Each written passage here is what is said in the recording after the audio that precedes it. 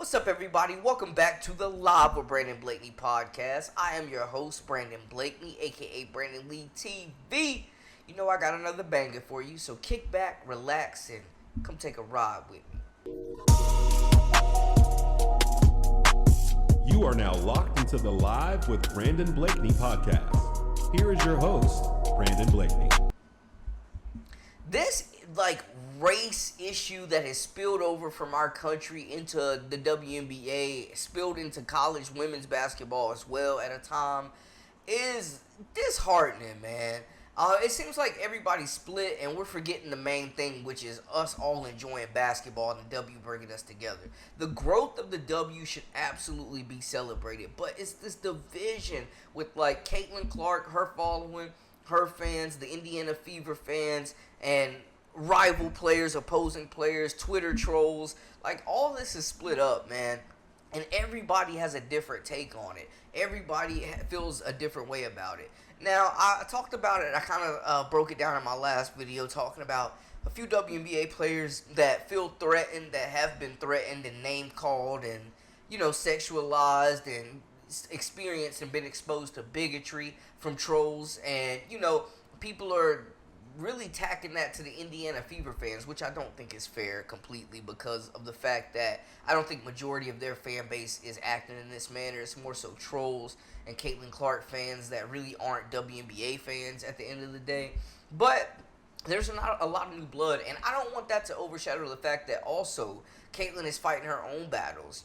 There's a reason she's out here walking with security. She's, getting a lot of trolls on her rump too. A lot of people definitely were happy when she got booted out of the playoffs. So she's definitely going through her own battles. The physical fouls. Some people feeling like she's being targeted by certain players in the league. She's definitely went through her battles and stayed humble through it.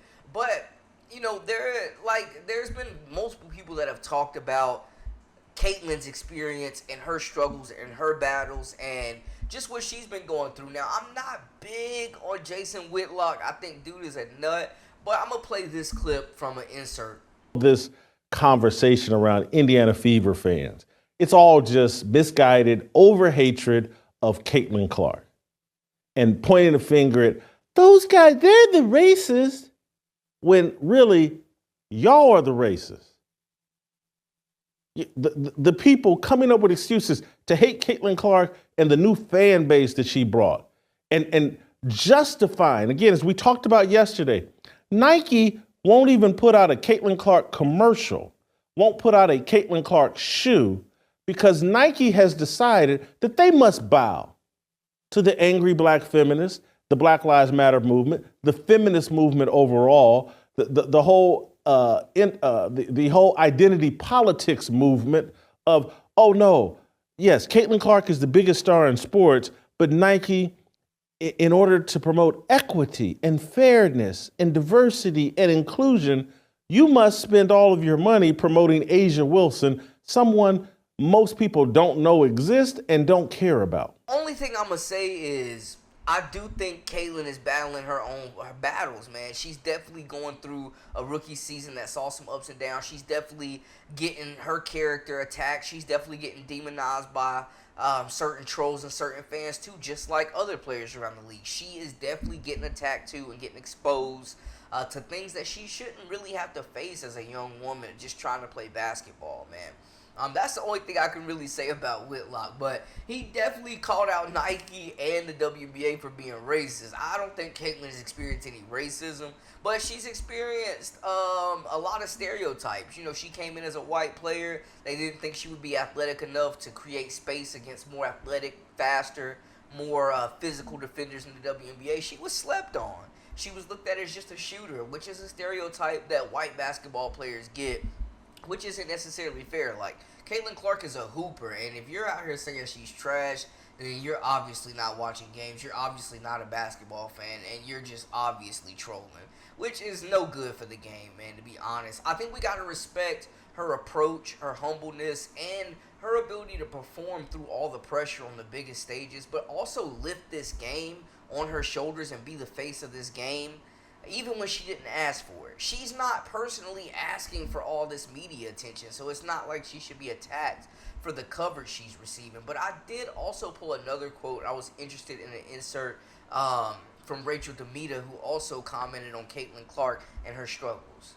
I'm really not understanding in all of this, and I feel like it's been such a pattern throughout the entire season. It feels like there are still certain people within the WNBA who want the league to grow, but they don't want it to grow if it's certain people at the face. And there is still this undertone of jealousy that for some reason I cannot get around calling it anything else but that, because I don't know what else it could be. I thought it was going to get better this season, but it hasn't. There are still people who seemingly, to me, feel like they just don't want Caitlyn to be a part of it. Because with Caitlyn comes millions and millions and millions of more eyeballs. And with those millions and millions and millions of more eyeballs, unfortunately, is going to come some people who are not nice. But I'm going to push back just a little bit, because I wonder if Caitlyn, in every post-game press conference and every interview that she did with reporters and anytime she did any media, if she came out and talked about the kind of hateful comments that she was getting, the death threats that she was getting, the stalking allegations that she was getting, if she came out and told everybody the reason why she has personal security that goes with her every single place, it's a lot. And so it's not just Caitlyn Clark fans or Indiana Fever fans. It is not all going in one direction. There are Sky fans, I'm going to say fans because I don't know if they're fans or if they're trolls, who live online just waiting for somebody to say something about Caitlyn or say something about the Indiana Fever, and they go after them. Yeah. Caitlyn broke so many records. It is insane. She had one of the greatest rookie seasons that we have ever seen. And I think she deserves her flowers, man. She battled a lot of ups and downs, starting 1-8. People were calling her a bust 9 games into her rookie season, man. But Caitlyn has overachieved and exceeded expectations and looks like one of the brightest young stars in this league to date. So I think she's handled everything. I think the Indiana Fever handled everything well. They exceeded expectations, turned their season around in year 1. And then the marketability, the impact that she's having, bringing all these viewers. Like, the WNBA should be celebrating Caitlyn Clark. Players should definitely be celebrating what she's bringing as far as new eyeballs. Anybody that's playing against Caitlyn Clark has a chance to be a household name. And I'm not saying these stars don't deserve the praise. Like, there's a lot of stars that paved the way. There's a lot of elite talent in the WNBA. And Caitlyn's helping bringing eyes to notice these players. So I think it's a great thing overall. But it was interesting to hear. And I know people have been on Caitlyn about getting, calling out her fans and denouncing racism. And I think she's done a consistent job of doing that. Caitlyn, when your head coach came out with a statement today saying she denounces all the racism that some people have felt in this league, players, trolls online, all those things, as one of the biggest stars in this league, what are your thoughts on the things not only your teammates have to endure, but just the entire league? And obviously, you spoke on this before, but just now that your coach and your GM are talking about it as well. Yeah, it's definitely upsetting. I don't think nobody in our league should be facing any sort of racism, hurtful, disrespectful, hateful comments and threats. Those aren't fans, those are trolls, and it's a real disservice to the people in our league, the organization, the WNBA.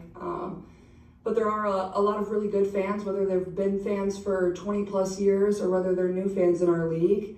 I think continuing to uplift this league in a very positive light is the best thing that we can do, because there are so many great players, there's so many great teams, there are so many positive storylines that can be written and celebrated. And for me, that's why I became a fan of this league, is these people were my idols. I grew up wanting to be like them. So I think continuing to uplift and represent this league in a positive way is the best thing that we can do.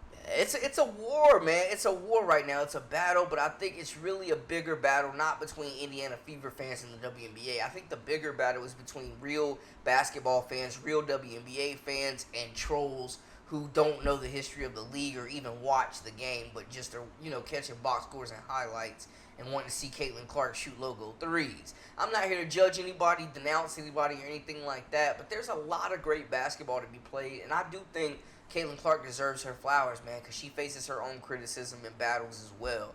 So salute to her for being a young player, just being another one carrying the torch to lift the game in the WNBA, man. I think it's dope, and I love seeing her succeed. I'm definitely not hating on anybody. Love seeing women's hoops just continue to grow. But y'all let me know how y'all feel in the comments about all of this. What y'all think, initial thoughts. That's a wrap for us. Make sure y'all hit that subscribe button, comment, like, share for all the latest and the greatest with the Live with Brandon Blakeney podcast. Also, follow us on social media at Brandon Lee TV. That's a wrap for us. Until next time, we out.